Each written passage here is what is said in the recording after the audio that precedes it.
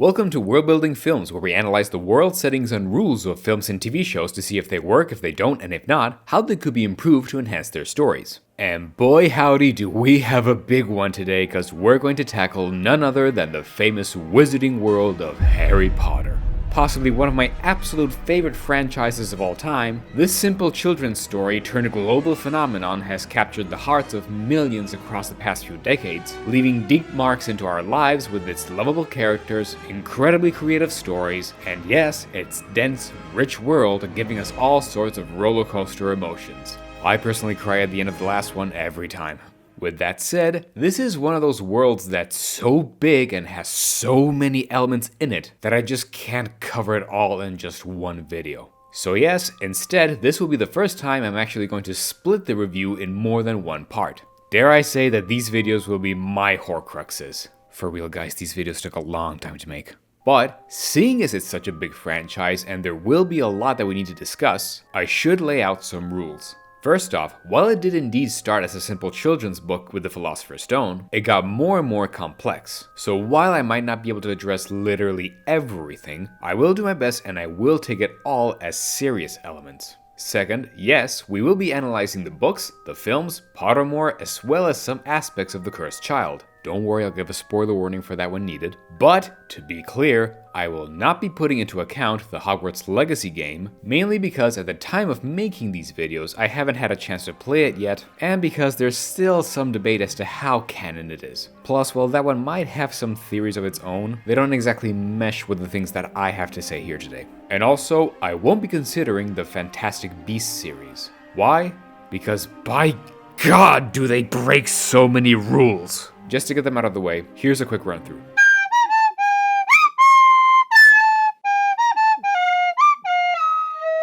So yeah, sorry, but I won't be considering any of that.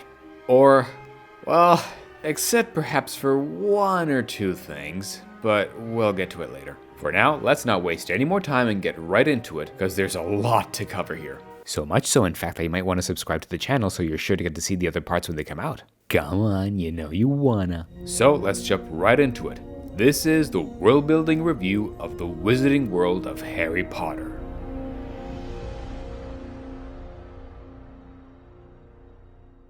What kind of magic? So, I'm going to straight up skip the plot summary because the videos are going to be long enough as it is. We all know the story by now anyway, and also because I'm actually going to do something a little different this time. Instead of touching upon small aspects of the wizarding world's world building, capping with the main thesis at the end, I'm going to open with exactly that because it's going to inform everything else going forward. And the main thing that needs to be discussed is indeed something that hasn't actually been addressed. And that is, what kind of magic are wizards and witches using? Because there's a whole plethora of them to choose from nature-based to arcane, something that admittedly seems to be addressed in Hogwarts Legacy, but like I said, I won't be counting that, to even divine magic and more. And yet, when really thinking about what's presented in the stories, I think there can be only one solution to this. Hear me out. I think that the wizarding world is actually using none other than chaos magic. Allow me to explain.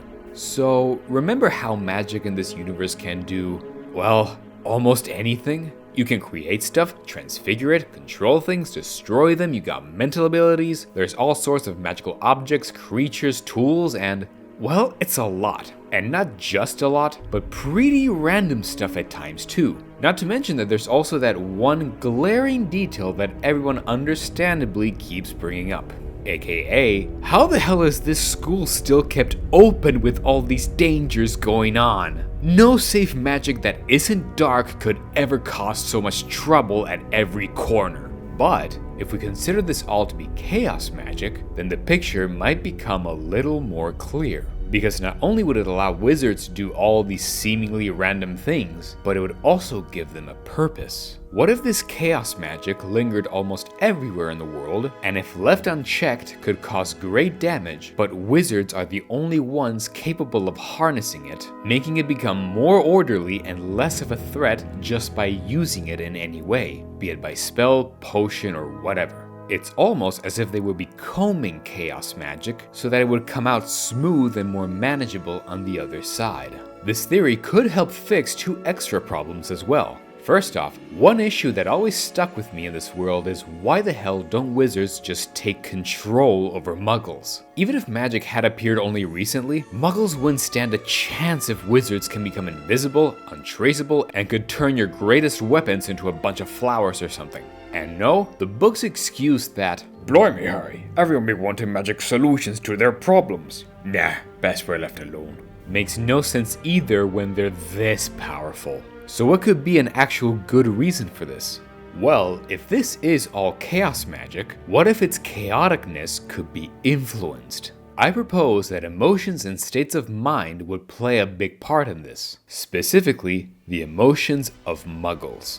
Unlike wizards, who would not only be aware of all of this, but know there's an extra reason to control their emotions, would at least be able to have control and potential to keep magic at bay if needed. A muggle instead would be utterly helpless and powerless, causing a constant sense of anxiety and fear at the idea that any dangerous thing could happen at any time, and in return, fuel chaos magic to become even more chaotic. Thus, wizards not only would have been forced to dedicate their lives to keep this magic at bay, and doing so would honestly just require using magic in any way so long as there's an output, but they'd have to keep their world a secret, for if too many muggles knew about it, they would render chaotic magic far too powerful to control anymore. So this is why they decided to keep their society a secret, as well as magic in general a secret. Then there's the issue of Hogwarts. Think of all the various aspects that the castle has within. Spells and potion classes where magic can go terribly wrong, Quidditch games where you can get seriously injured, stairs that always move, potential monsters lurking either inside the castle itself or, if Voldemort doesn't have a hand in it, monsters literally waiting for you in the dark freaking forest next door. Why would any of this even need to exist in a school, magical or not? Well, if it's chaos magic we're talking about, then perhaps it's because Hogwarts isn't just technically a school, but a borderline training facility, helping young wizards get used to dangers lurking around virtually everywhere, because chaos magic will create danger one way or another anyway if unchecked. A harsh reality, yes, but then again, so would the lifestyles of all the witches and wizards who would be forced to keep all of this up and under control. Still don't think this holds any water? Then tell me, why else would the 4 founders of Hogwarts have built a school in the shape of a freaking castle? The one architectural design specifically meant to withstand and hold back as many outside threats as possible. Heck, even smaller elements like the see-through ceiling in the Great Hall, for example, can make sense, because it can help both students and teachers to be on the lookout for potential incoming dangers outside. Oh, and needless to say, dark magic would be based mostly on fueling chaos magic, or at least wouldn't prevent its chaoticness. But we'll get to more of that later. So yeah, with this in mind, things might actually start falling into place a little more clearly. But this is just the surface. So now, let's take a deep dive into more specific aspects of the Wizarding World's world building to see how this theory can still hold up, or how they could at least be tweaked a little. Starting with origins of magic. While we all know the basic workings of the modern wizarding world, it's important to get a quick context as to how it got here. See, wizards and witches have been existing for a much longer time than what most people think. It's supposed that the first ones appeared as far back as even the ancient Egyptians, but that doesn't exactly mean that they had complete mastery over magic. Back then, there weren't even wands, and in fact, magic people of the era are now considered to have used wandless magic, having to rely on their own abilities and that's it. Not like modern wizards can't do that either, but it takes extreme concentration and skill, and even then it's not as precise or effective as a wand. Most of the modern magic stuff that we see in the Potterverse are actually inventions that have been created slowly over time. I've got gadgets and gizmos aplenty.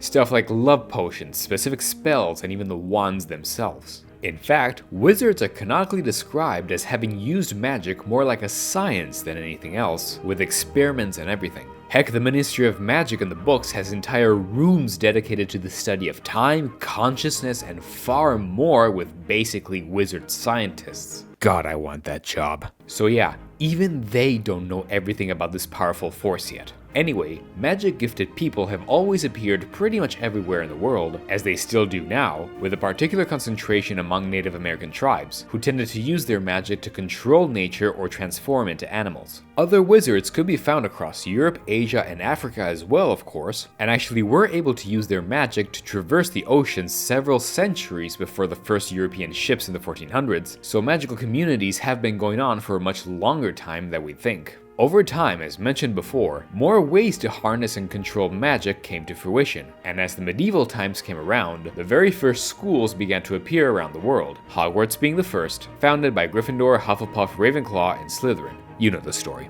It was only in 1689 that the first International Statute of Wizarding Secrecy was first proposed, a law where all wizarding communities decided to collectively agree to officially hide away from muggles of all sorts so as to preserve their abilities and way of life. This happened just as the Salem witch trials were starting to happen, although ironically enough, wizards and witches weren't even that concerned because muggles apparently were so clueless as to what was a real witch that they never found a real one. And by the way, while I know this was a legit dark period, one of my favorite Potter facts was a witch during those years who was caught, but used a charm on the flames that burned her so that they tickle her instead, and had so much fun with the experience she willingly went from village to village and got discovered on purpose so she could just do it all over again. That's... oh god, not gonna lie, that's actually hilarious. Anyway, from there on, the rest of history goes pretty much as we know it. Voldemort was born in the early 1900s, he caused the first Wizarding War when he came to power, died trying to kill baby Harry, Harry goes to school, the second Wizarding War happens, Voldy dies, all is good in the world, and then the cursed child comes along and...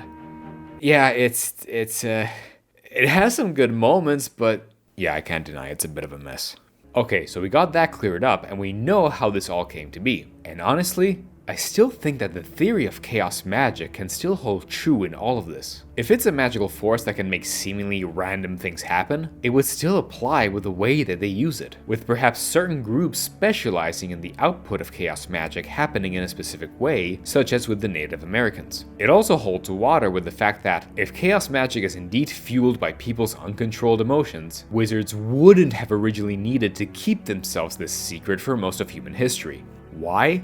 Because back then, global populations were but a fraction of what we have today, so chaos magic wouldn't have had the fuel to be so out of control. Only a bit, and so seeing someone who can do magic wouldn't have been so shocking in the past. Furthermore, fun fact, wizards canonically are actually very few in numbers. It's one of the main reasons to try to explain why they're in hiding, which frankly is still piss poor for me though. So with this chaos magic theory, we can say that if global populations were this low, then wizards were even more so, and couldn't take over even if they wanted to because they wouldn't have had enough education, training, and research on how to use chaos magic anyway. There wouldn't have been enough of it and enough of them to use in the first place. And even if there was, without instruments like wands to concentrate the output, the effects would have been weak or with little control. But still, it would have been just enough for magic to become folklore. It would only have been in the Middle Ages, when the global population started rising a bit, that schools of magic started to become a necessity, and would have been founded because wizards would have now needed more training to do the job right, and it would take them only a few centuries later anyway for them to get fed up with the exaggerated workflow because of all the muggles and call it quits, officially going into hiding. Which, by the way, means they'd be pretty damn worried for the future nowadays due to overpopulation if they were real. But hey, same boat here, buddy. Okay, so now that we got this chunk cleared out, I want to first address small details regarding the wizarding world just to get them out of the way. So let's talk real quick about Quickfire fixes. Owls. Alright, look, this is mostly for aesthetics because of historical mythological reasons, and I know it doesn't exactly make sense, but let's just say that if you really want to use them for messages because owls were like more fine-tuned to magic users historically, wizards should at least be able to create teleporting portals for them so messages can be sent immediately. The books are set in the 90s anyway, even wizards wouldn't be tempted by text yet. The Philosopher's Stone. I know this is actually a pretty big world building element, but maybe we can fix it by saying that since the stone can turn things to gold and might destabilize the global economy if people knew about it, maybe hunts for it didn't happen because magic banks allowed Nicholas Flamel to secretly remain immortal, something everyone would want to get their hands on for sure, in exchange for keeping it quiet about the transforming gold part. Alohomora. The spell that opens locked doors. Why even have locks to begin with? I hate to admit it, but Crimes of Grindelwald address this better by having a door with no handle that can only be opened by a specific spell. In fact, in our case, maybe spells should be the ones that keep doors closed, and should they prove to be too effective, maybe that's where the flying keys in the Philosopher's Stone come from, because they're spares that are rare and hard to get in case of an emergency, repurposed this one time as a level to keep the stone secret. Hermione can still open the door to reach Fluffy because we can say that it was part of Voldemort/Quirrell's plan or something. Basilisks. Just put a few more steps when it comes to creating one, not just having a toad lay on a chicken egg, because otherwise there would be too many around. It's not that impossible for it to happen more than once, and one of them is bad enough as it is. Felix Felicis. Just no. Holy shit, how the hell did Voldemort just not try and make this? Yeah, deadly if brewed wrong, but that's not enough. So it should have some limit or at least counter effect. Like for example, it causes great misfortune after you get your luck to balance it out, so that your successes might go wrong after. Bad events did happen to say the least after Harry found out about the Horcruxes after all, so it would still keep the flow as it is. Spells. Real quick, make it so that this type of magic works mostly on larger subjects and not very small, thin, or microscopic ones, or at least give them a few more limits, because otherwise someone like Harry could have magicked his eyes to have better vision and not need glasses. Obliviate. This has so many implications that it should have just been the fourth unforgivable curse, quite frankly. Economics. Hey kids, why even have money when you can just multiply it? Yeah, no, that doesn't make sense. So for this reason, I think that money in the wizarding world could have some magical properties put into it so that these can't be modified or multiplied or whatever, making them effectively immune to any magic tampering. We can even say spells like these can only work on certain metals like, I don't know, gold, silver, and copper or something. To be clear though, wizards just can't stop chaos magic in general, only in these rare cases. Just a small thing to ensure that money does still indeed have value in this world and that it can easily be identifiable by wizards because they can't be modified. Oh, and yeah, fix the value of these coins because everyone agrees they don't work. Room of Requirement. Just give it a password because randomly passing by it when you need it shouldn't be enough. Phew! Yay, we got at least these out of the way at last. But alright, now let's get back to some more serious stuff, such as nutrition. So, while wizards can do plenty of things, there is one thing that has always puzzled me, and that is, if they can do whatever, why work for anything at all? Like, can they conjure their own food? Well, nope. Turns out, and this is canon, there's actually something called Gamp's Law. Basically, it states that wizards cannot use magic just to create food out of nothing. Alright, good, it's taken into account.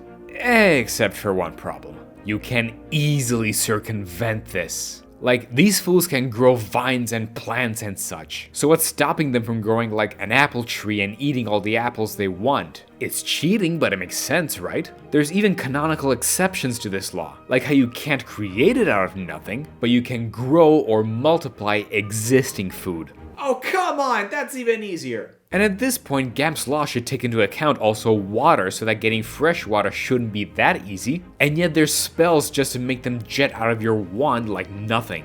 Like, maybe I get not creating meat out of thin air, because that implies creating sentient life first, and that has some pretty heavy implications. But what about the rest like fruits and vegetables? How can we fix this? Should we take away the ability to grow plants and such?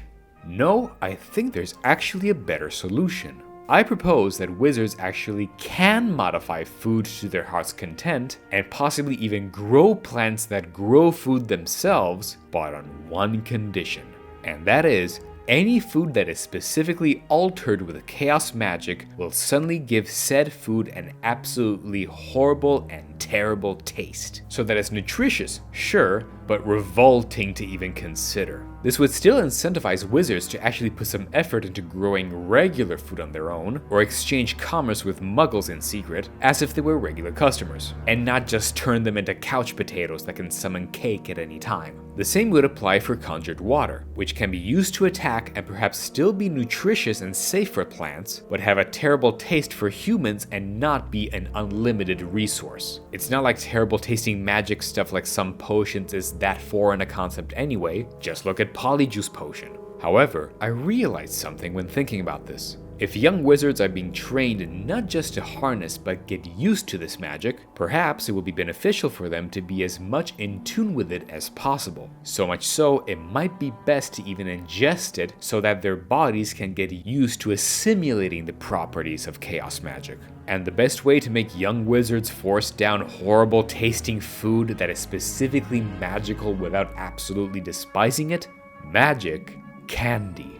This is why wizards would be so goddamn obsessed by all these candies and chocolates, and why these are the only foods we see that seem to be enchanted in any way. Cause they probably did create some food that is maybe concentrated magic somehow, but had to mix it with regular sugar and cocoa, without adjusting said sugar and cocoa with magic of course, until they mix together. The perfect delicious solution for a type of magic that is hard to swallow down out of necessity, aside from needing regular food. Dare I say, a literal spoonful of sugar to help the magic medicine go down. Let's just hope they have an anti-diabetes potion as well. Diagon Alley. So, there are a bunch of places in the wizarding world where people meet, and Diagon Alley is by far one of the most popular ones. It's the place where they all go and buy their magic supplies like wands, books, potions, clothes, pets, and stuff. But it's also home to one main important building, and that is Gringotts Bank.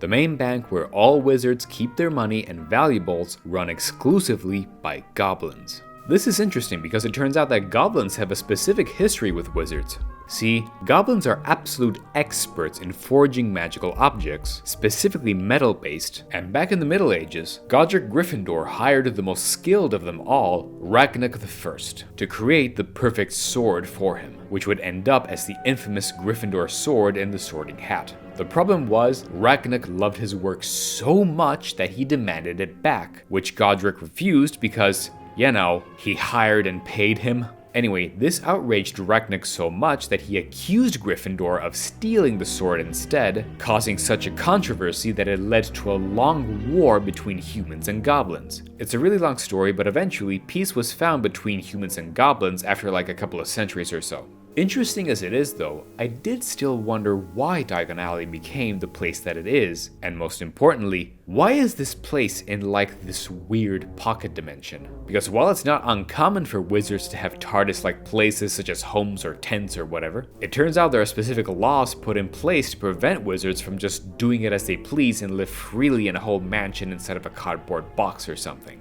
Although to be clear, I'd also add that this is the case because it's super hard, expensive, and time-consuming to do. So okay, turns out that's accounted for, but why is Diagon Alley still the exception here? It's a whole district that's allowed to exist like this. So, I proposed this idea. What if goblins weren't just experts at forging magical artifacts based on metal, but perhaps they were also experts in using chaos magic to create or alter dimensions in space? They could have their own refuge areas away from humans or wizards if they wish to because they're not necessarily that adept at other kinds of magic, but excel at this with ease more than wizards do. Heck, they could be the ones that wizards hire to create these TARDIS tents and whatever. But more importantly, since there was a war between wizards and goblins, when peace did break out, Diagon Alley could have actually been the idea that helped establish that peace. Goblins put all their effort into creating an entire district inside of a pocket dimension in the middle of London, accessed only through magical means like the brick wall or flue powder, and exited with relative ease. So wizards had a safe haven to be as free as they like and trade all the magic goods that they want. And in exchange, the goblins would receive the one thing they love above all else, and that is money, oh money, how I love thee. Or at least any kind of metals, including money. Why? Well, because they're culturally obsessed with it, and because their magical skills work best on metal objects. In exchange for allowing humans to roam around freely in Diagon Alley, they'd take a cut out of every purchase made there, so that it can all be kept in the center of it all, Gringotts Bank. This cut could even be a lot, but considering how desperate wizards are to have a private town, they figured a long time ago that it was far worth the price. In fact, needing their own safe space might be of a much greater value for wizards than one might think, because if there's one daily issue they have to always face, that is definitely privacy in the wizarding world. Or at least, lack thereof. For real, think about it. This is a world where you have photos and paintings always looking at you. Don't worry, we'll get to those next time. People can read your mind, anyone can turn invisible or apparate in your area with ease, at least outside of Hogwarts. You have devices that can help you eavesdrop with ease. There's Polyjuice Potion. Heck, you don't even know if someone might grab some Veritaserum Potion and have it slip into your daily pumpkin juice. How the hell do any of them have any privacy at all? Well, honestly, I think they just don't. And they're not meant to either. If this world is still ruled by chaos magic, and the dangers of it changing anything lurk around every corner, then yeah, students at Hogwarts, or hell any schools or even just wizards in general, would absolutely have to face the idea that they won't be allowed any privacy at all, because they always have to be on the lookout. Heck, the only exception of these might be the Imperious Curse, and that's only because it has such heavy moral consequences that it became an unforgivable curse, and using it in any way sends you straight to Azkaban with no appeal. I honestly don't have a solution to fix this, and can only address and highlight that, in reality, it would be a stressful truth that wizards would have to face at any time. Heck, it might even as well be one of the lessons in Defense Against the Dark Arts, or even its own class in general, privacy protection, so students either would know how to perceive potential dangers lurking around, or at least know how to cope with it so magic chaos wouldn't be fueled by their own stress. Hell, not only that, but students for sure would have to absolutely need to be trained not only how to defend themselves, but how to avoid becoming completely dependent on the few small breaks they'd be allowed. Like we already mentioned, for example, candy, which again, hoping there's an anti-diabetes spell, would be a coping mechanism for all the witches and wizards to deal with all this stress. Heck, Dumbledore is the biggest wizarding Chad of all, and he's obsessed with them, so it would make sense. Or for example, butterbeer, which wouldn't be an actual alcohol, these are underage students after all, but perhaps if ingested, weaken potential magical ways for people to eavesdrop around. And even then, even if there were certain solutions to cope with this stress, perhaps they learned the hard way how much students abused it. Like, maybe the Room of Requirement was originally constructed, again with maybe goblin magic before the war, more so as a way for students to each take turns in their own private parallel rooms and have some peace and quiet, where absolutely no magic involving invisibility, truth serums, disguises, etc. would work. At least not unless they wanted to for some reason. That way in Deathly Hallows Part 2, Harry can actually come in. But then, the room would have been abused so much throughout its history that they'd have a hard time getting out of it again. And so the teachers would have decided a long time ago just to keep it shut until everyone would eventually, hopefully, just forget about it. Until centuries later, Neville discovered it by accident. Again though, give it a goddamn password. Oh, and speaking about goblin magic again, Diagon Alley would be one of these safe havens as mentioned before, and one of the agreements with the goblins could be that most if not all of these spells and objects and potions and whatever that can potentially invade privacy wouldn't actually work while in Diagon Alley. You can't read minds, Polyjuice Potions or Veritaserums don't work, the Imperious Curse is doubly not allowed, or hell, maybe they shouldn't allow paintings and photos if they're enough to eavesdrop. There can be, however, two exceptions. First off, Harry, Ron, and Hermione can still roam around Diagon Alley and Nocturne Alley because they did so with Harry's invisibility cloak, which, as we later find out, was actually one of the Deathly Hallows. So it's such a powerful artifact that shields you even from death that it can actually overcome all these goblin-made privacy protections and work even there. Hell, the cloak is like the one go-to thing that we can always have a guarantee and working for sure in any situation, so it's a good thing that Harry had that thing all along. And second, these privacy invasions perhaps can be circumvented on their own if someone were to willingly allow themselves to be spied upon. Free will is definitely something that is valued in this world after all. Outlawing the Imperious Curse is proof of that, and it would allow certain places like the Weasley's joke shop to exist, including whatever privacy-invading prank, because people would willingly go there knowing full well the term and conditions of buying them since they're made for pranks. Hey, more clear than most companies nowadays. So yeah, living in the wizarding world seems to be a much more stressful business than one might think, where privacy would almost be guaranteed to be out of the question, and these wizards would just have to deal with it for the greater good of keeping chaos magic in check, cause if they don't, who will? And ironically, they can't even do anything about it, because if they're born with magic in them, they absolutely can't refuse the call for another very specific reason. But since there's plenty more to say, we will be touching upon that reason in part 2 of this series of Harry Potter's world building. So join me next time to see what other elements will be explored. Don't forget to like, share, and subscribe. Let me know what you think in the comments down below. Join my Patreon if you want to support this channel, and I'll see you all in the next video. Stay tuned, and of course, keep building worlds.